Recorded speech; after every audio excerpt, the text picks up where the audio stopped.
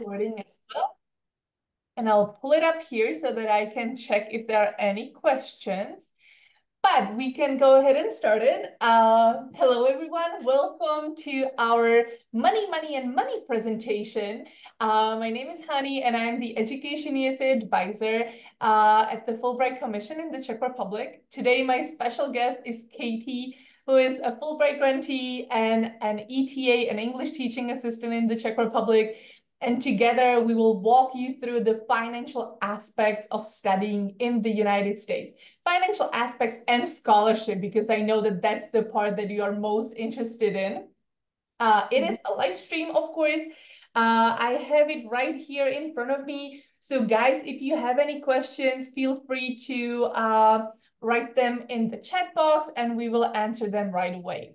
So firstly, I will introduce Education USA a little bit so that if you are new here, you know what's going on and what we do. So basically, Education USA is a network that provides free and accurate and up-to-date information about studying opportunities in the United States. So if you are in your, junior year of high school right now, so you have got one more year before you graduate, this is the great time to start thinking and start preparing for your US university studies. So this is the great time to let me know that this might be your dream, and I'm happy to walk you through all the steps and help you with the school selection, application process, and even visa process and pre-departure orientation.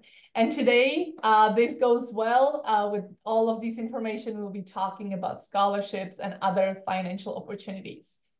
Education USA is based in Prague and based at the Fulbright Commission, which is at Malá Strana in Prague. But you can always send me an email to advisor@fulbright.cz. I'm happy to get in touch, answer your questions, or if you live close to these cities, which is Pilsen, Ústí, Olomouc, Brno, Ostrava, you can also visit our American centers there and get some help over there. And lastly, before I turn it over to Katie, we provide free services. So I just wanted to say that you don't have to pay any agency to get help. Education USA does it for free for you. So if you have any questions, let me know. I am really happy to schedule a consultation with you or meet with you in Prague or in Brno. Actually, I'm partially based in Brno.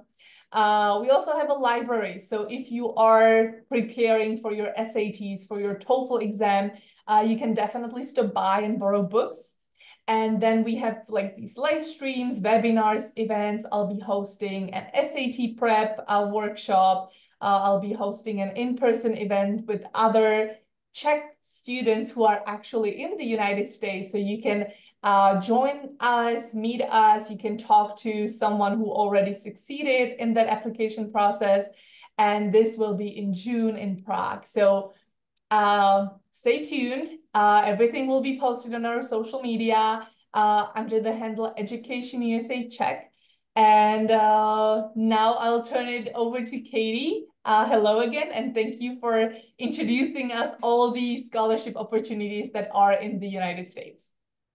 Yeah, so hi everyone. I'm excited to be talking about this. I know it's kind of complicated, and financial considerations are always part of any decision that's made.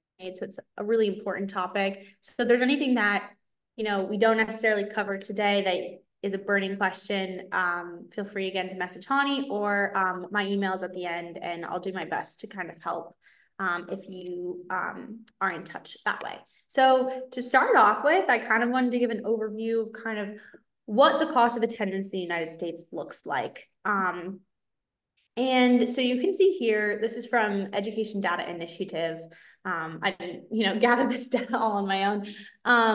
And I think what's really important to highlight is the difference between the 2 versus the 4-year programs and the public versus the private. So oftentimes, public and private is a big factor of consideration when you're going to school, especially for students from the United States who are studying in the United States. So if you're going to a public university, that means that it's partially covered by the government year tuition. However, that cost of attendance only applies to in-state students. So that wouldn't necessarily apply to foreign students, such as yourselves from the Czech Republic. Which I'll go into in a little bit, what the kind of the cost breakdown is between, what generally is less expensive versus more expensive. The overall cost of attendance for face value is going to be less expensive at a public institution than at a private institution, not factoring in any form of scholarship. And cost of tuition is what you pay for your classes and your like pure education. And the cost of attendance is going to be focused on what you pay for your room and board, your books, your food, etc. And these are yearly costs, so that factors in 2 semesters. So if you happen to be really like speedy with your school and you get it done in 3.5, just if you want to factor it by semester, just cut them all in half. I'm gonna jump in real quick, Katie. So you guys, I know that sometimes you just research the school and you click on it and it shows like these high numbers. I know it's scary. I also definitely recommend you Googling this cost of attendance. And how do I usually do it is that I would put a name of the school, such as University of Pennsylvania or I don't know, University of Arizona State. And then you put cost of attendance and it will show you this like final number that you will have to cover either from your own pocket or from scholarships. But don't just get confused with, there is something for tuition, something for room and board. Just Google the amount of cost of attendance. That's the most important number that you need. Okay, good. Definitely. And for those of you who are curious, under the private category of nonprofit versus for-profit, your nonprofit institutions are going to be probably what most of you guys maybe like have heard in popular media. A lot of those are schools that have large endowments. So, you can think of like a Duke University or Cornell University or Villanova. Those are all going to be nonprofit institutions. A for-profit institution are maybe schools that you not necessarily come to mind immediately when you think of like a university school that you've seen in movies or you've researched. But the benefit, like the for-profit universities, they generally have a little bit of a higher acceptance rate and a little more flexible schedules if you're working around other barriers. So that's why they're probably a little less expensive. So next. Historical cost of tuition and fees. I think kind of the point of this graph is just to show that if you want to attend a private school, it's going to be overall a little more expensive or a lot more expensive. And if you want to go to public school, it's going to be less. Again, 4-year universities are going to be more expensive per year than a 2-year university. So I'm just gonna add here that guys, you can definitely start at a 2-year university. You can start at a community college or just some kind of 2-year program. You can get your basic credits, and then after the 2 years, you will receive your associate's degree, and then you can transfer to a 4-year institution. You finish the 2 years and you get your bachelor's from that institution. So if finances or if money is a big deal, for some reason, which I would understand, just look at the community college option, search a community college that would have a transfer or a partnership with a school that you would love to attend eventually. And you can go this way, like 2 + 2, basically. Yeah, just to reemphasize that, I think that those are great programs, especially if you're just not entirely sure what you want to study. Saves a lot of resources. Okay, the next thing I wanted to talk about was the cost of public universities in various states. Again, this tuition, room, and board category over here is really what you want to look at because that's, if you guys are coming from the Czech Republic, you're also going to have to pay for your room and board unless you decide to live off campus, which that'll be like your own private cost. And some states that I would recommend looking at for like least expensive are going to be Utah, Nevada, District of Columbia, Wyoming, and Florida. And if finances maybe are less of a concern, The more expensive states are going to be Vermont, New Hampshire, Illinois, Pennsylvania, and Connecticut. And there's a whole range in between. Yeah, so you can kind of just see the variations in it. And I think they're ranked based on their tuition and fees. So board is also a really important thing to consider, especially like if you look at Utah versus Nevada, board is a lot more expensive. So these are great states to kind of check out their public universities. Also, you guys, because you are from the Czech Republic, which is a beautiful country, but you will have to fly there. So you have to factor in that apart from covering tuition, room, and board, you will also have to cover your plane tickets. And it can make a difference if you only fly to JFK, New York, or if you go all the way to, I don't know, California. Exactly, yeah, correct. There's also an insurance that you have to factor in, but these like plane tickets and so forth, it's gonna cost more like if you study. I was thinking about a town in Wyoming because I visited Wyoming, but I kind of forgot the town, but yeah, it's funny. Yeah. Yeah, and also if you end up going to a school in a city versus a school in a more rural area, it may be more expensive to live in the city on like a room and board kind of cost, but it may be a lot easier and less expensive overall to travel to your location. Because for instance, like I went to school in a very remote area and a lot of kids came from California, and to get from the airport to our campus was a whole cost in and of itself, even after just the airfare. So those are all good things to think about. Okay, sources of financial aid. So this is kind of how financial aid works in the United States. So there's two different categories. You've got your scholarships and your financial aid. I'm probably just going to refer to it all as like financial support. So under scholarships, you've got two different kinds. You've got a need-based scholarship and a merit-based scholarship. And need-based means that it's based on how much you need. To be transparent, I didn't look at, I know that international students cannot receive governmental scholarships, or US students fill out a form called FAFSA that like provide intel on the financial situation that you come from. But the international students, you guys have to fill out the form called CSS profile, where you kind of put your parents' tax, document, and they see how much money did your parents earn last year. And then you have to fill out information like how much is your mortgage, how many siblings do you have, so that they know like how much money your parents have to spend on your household, on your siblings and so forth, and how much they earn, so that they can count kind of how much they can support you at the university. And based on that, they will offer you a scholarship. Okay, that's great.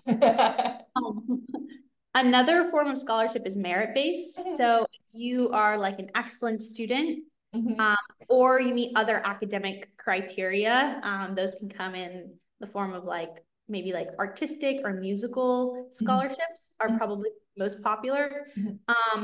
You can get some money for that. And so that's really awesome as well when you're considering different schools. For instance, Carleton's College, which is in Minnesota, has a full tuition scholarship to 6 international students every year. So you. Another thing to consider is financial aid. US students go in and most kids apply to universities, and the universities assess them based on being need blind. So you're admitted or rejected regardless of your financial situation. For international students such as yourselves, your application will be reviewed under a need-aware guideline. And that just means that your admission or denial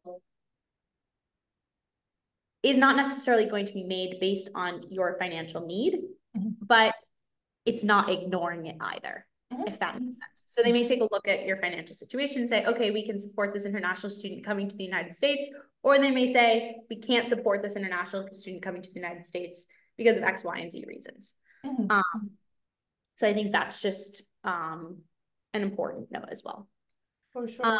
I also like to share that, for instance, UPenn, University of Pennsylvania, they state on their website that if you are admitted, they will actually give you all the finances that you're asking for. So there are some schools that are going to meet your financial needs, you know, in case you get admitted. So I would look at that need blind, need aware situation. Yes, definitely for sure. And in case of Carleton College, that's wonderful opportunity. There are more schools that will offer some tuitions for first generation college students, or if you are, I'm not sure what you can be, like there are different types of scholarships you can get, and it's very specific to every school. But definitely, I also know that Milwaukee School of Engineering offers scholarships to students who work with Education USA representatives. So if you're applying to the Milwaukee School of Engineering and you were in touch with me, I am happy to write you a letter, and you will receive an extra $3,000, you know, for just working with Education USA. So there are very small scholarships that it would be great for you to take advantage of. Just saying. Yeah. Yeah, that's awesome, actually. Mhm. Okay, next is funding for schools. So I mentioned this earlier, FAFSA, federal aid such as Stafford loans or PLUS loans, Mhm. international students aren't eligible for. Mhm. So instead, what you guys do have access to is scholarships and grants offered by the following: the Fulbright Commission, Mhm. Education USA, Mhm. the United Nations has a few scholarships, Mhm. World Council of Churches, the Soros Foundation, and the World Health Organization. Mhm. I don't know specifics on each of those scholarships and grants by those different groups. You'd have to kind of like look into that yourself, but those are some great resources to see kind of what the qualifications are, how much money they would offer, etc. Okay. Also, some other options for just like your own personal funding of school Mhm. is work study programs are really, really popular.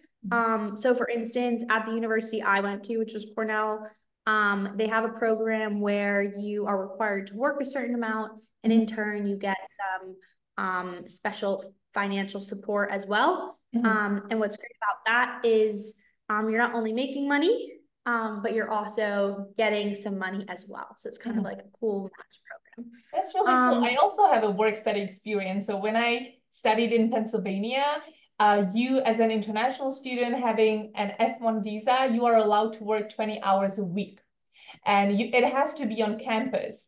So I worked in a business office, and there were tons of other opportunities. So you can definitely get an on-campus job that is going to pay a little bit, or you can earn that money, you know, for your coffees and books and stuff.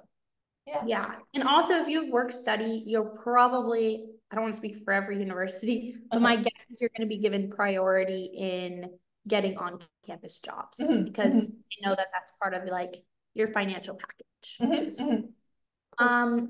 Another thing is private loans. Not super helpful, but I think that that's a good thing to know about if that's Mhm. kind of like what you want to pursue. Mhm. Familial support, I think, is really popular as well. And then I know that athletic scholarships is Mhm. also pretty common for international students. Mhm. Um, For sure. so those are some options. Possible institutional aid. These colleges came up a lot when I was doing some research on this funding. Mhm. Wellesley in Massachusetts, Haverford in Pennsylvania, Mhm. Washington in Virginia, Dartmouth in New Hampshire, Wesleyan in Connecticut, Mhm. Stanford in California, and Duke in North Carolina. I'm Mhm. sure there are more to this list, but these were a really popular group of schools that provide institutional aid to international students.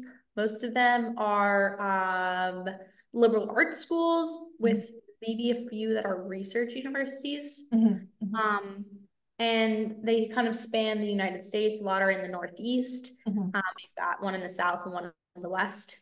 Mhm. So those are also some schools that I think would be really great to look into specifically. And guys, I understand that looking for, you know, I know that you're preparing your college list and so forth, and I always support you, you know, researching some kind of rankings and so forth, but then reach out to Education USA, reach out to me, and I'll provide a resource of generous schools. We will share that resource at the end of this presentation, but then like cross-check your list of those like top ranked schools that you would like to apply to with the most generous schools for international students, and see if there are any, you know, things that match for, you know, what you need and what you expect to get from it. Yeah. Yeah. So to dive a little bit deeper into athletic scholarships, oh, yes. So wanted to talk a little bit about Division 1, 2 versus 3 schools. So Division 1 and Division 2 are the types of schools that offer potential scholarships for athletes. Division 3 does not offer scholarships for athletes, but you can receive academic merit-based scholarships, which is what I kind of mentioned earlier, other forms of financial aid. So when you get your package, even if you may be playing on the basketball team at a Division 3 school, you could still potentially get money. It's just not technically for your athletic ability. It's for other reasons. This is a pretty big category of schools with around 450 total schools. And it's not going to be quite like that. The financial aid package might not be quite as enticing. But I think that there's a lot of great schools in this group, and you can get scholarship or financial aid in other forms. And I'm sure if you talk to the coach, they'll be very supportive of you within the financial aid office.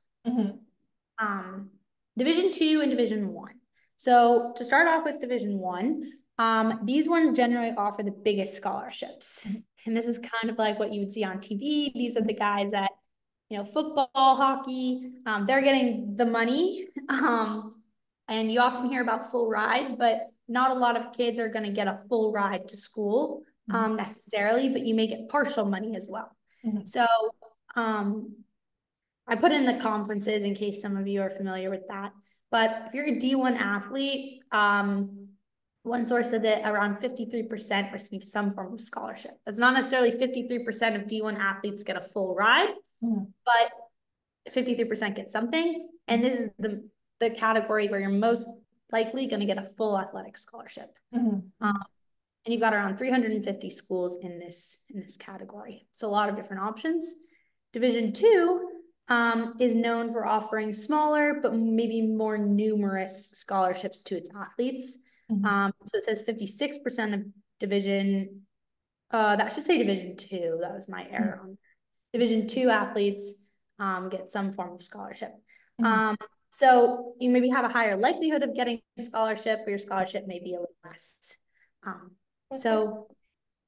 I just would like to add that Education USA in general does not help with athletic scholarships. I have an idea how this all works, and I can connect you to people who actually got full ride. And there are plenty of people from the Czech Republic who got full ride scholarships to very, very prestigious universities. And you may see them on our social media, you know, and these guys are studying at Harvard, at Dartmouth, and so forth. And it's wonderful. So I am excited to connect you. I would like to also point out that there is something called Nadační fond sportovců, which is a fund for student athletes.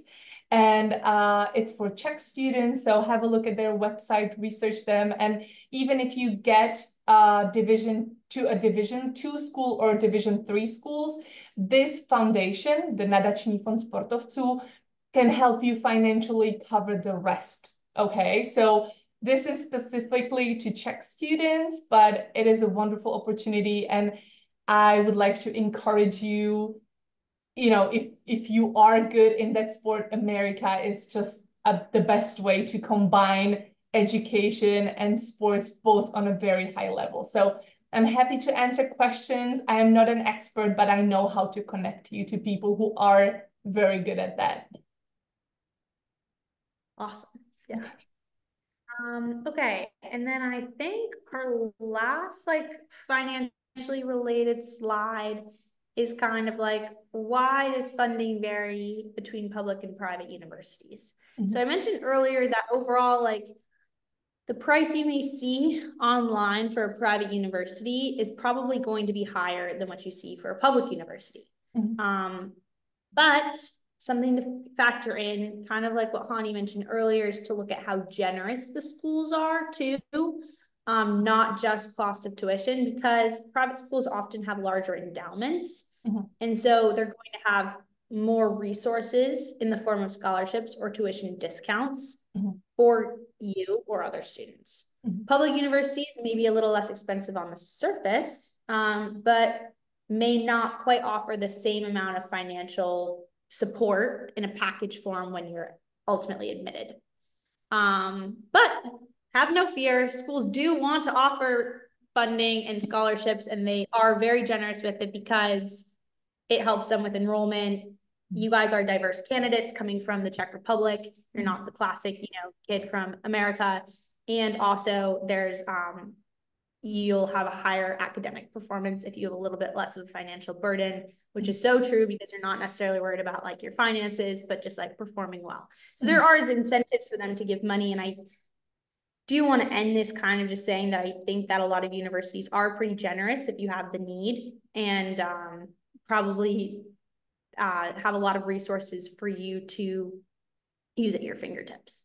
You just have to No, so, this is great. I really love the do not fear. Like I use it too, like do not fear. Education USA is here. So if you guys have questions, reach out to us. I believe that the next slide is also covering the Czech foundations, which is something typical for Czech students only. And I like to say, like, definitely first start with the scholarships that are offered by the university in the United States. You will have to, I guess most of the students will have to pay a little bit from their own pockets, but before you take a loan from a bank, I would like to point out that there are Czech foundations here, and I listed just a few of them, but there is Bakala Foundation, which is a wonderful foundation that offers scholarship for bachelor and master degree students from the Czech Republic who go abroad. It doesn't have to be the United States. It's like you can study anywhere and you can apply. The application process starts in your graduating year, so in the 4th year. It usually starts in the fall and you apply. There is a motivation letter. There is definitely like the need check that you really need that money. And if they really like you, if they really like your motivation, they might choose you to be their grantee and you will receive a scholarship. You're going to get it every year, throughout your study. So Bakala Foundation is one of them. The program that you are interested in is called Scholarship. So check that out. The next foundation is called the Kellner Family Foundation. These guys support only bachelor degree education. So no masters, only bachelors, which is like the majority of who you're watching right now. They are still open. So if you are in your graduating year, in your senior year of high school, and you know that you are applying to the US, you still have time until the 10th of March to apply to get a scholarship for the Kellner Family Foundation. On their website, you will be researching a program called University. And again, you will have to submit some recommendation letters, your motivation letter, maybe answer some questions for your essay. But it's very intuitive and I support you to do that. There is also Nadace pro rozvoj vzdělání, which is another foundation that will support you. Krsek Foundation, that is for master degree education students. So there is a whole list of Czech foundations that can help you financially. If you need more information, let me know, and I'm happy to share all the available sources that you can reach out to. So lastly, I would like to thank Katie for, not lastly, I'm not thinking, this is one more slide for you guys. Lendl website is wonderful, and that's exactly the source that's going to show you, there is a list of school, if we scroll down a little bit, here. And I'm going to explain a little bit. So there is this, for instance, number, oh, 1 second, let's do number 21. Maryville College in Tennessee, okay? So it says that they offer, let's see, No, we gotta go still more down. Sorry, this is not the right table. More down, more down. This one is correct. Need-based financial. So let's find the 21, Maryville College. They say that they offer, is it still not the one? Let's go more down. Sorry, there is a better table. This shows how much they, let's see. This is the one that I was looking for. Thank you. So 21, Maryville College, awesome. So they offer $5,694 per student. And it also shows, or this is still not the one, because at some table, I'm sorry. Oh, international students. It says that, it says the number of students that they offer the scholarship to, which is really, really helpful. This is not the one. This is not the one. This is not the one. Okay, anyway, I'll share it later. We'll stop embarrassing ourselves here. And there's just this wonderful International table score? that shows what is the total amount of cost of attendance. Then it shows how much money they offer per scholarship for student. And then it shows how much of these scholarships they can distribute. So you know your chances, basically. Now, this is still, I don't think that this is the table I was looking for, but that's okay. Well, this is a full resource anyways. Yeah, this is really good. And this is great too. So the IIE funding for your US study, here you can actually click on the state on the map where you would like to study, and it will show you all the scholarship opportunities that there are, at a certain college. So this is another resource that you can check out. And if you have any questions, please let me know and I'll be happy to answer. That's so cool. So, thank you so much, Katie. Thank you so much for sharing all the information. You guys, if you are student athletes, this is a wonderful opportunity. If you are not student athletes, there are still options for you, such as the merit-based and need-based scholarships, Check Foundation. So don't give up. I know that the numbers on the websites are super scary and nobody has that kind of money, or at least people I know don't have that kind of money. So I am super excited to help you guys. Reach out to my email, my Instagram, reach out to Katie, and we'll be happy to work with you. Thank you so much for listening today, and good luck with everything. Bye. Bye, everyone.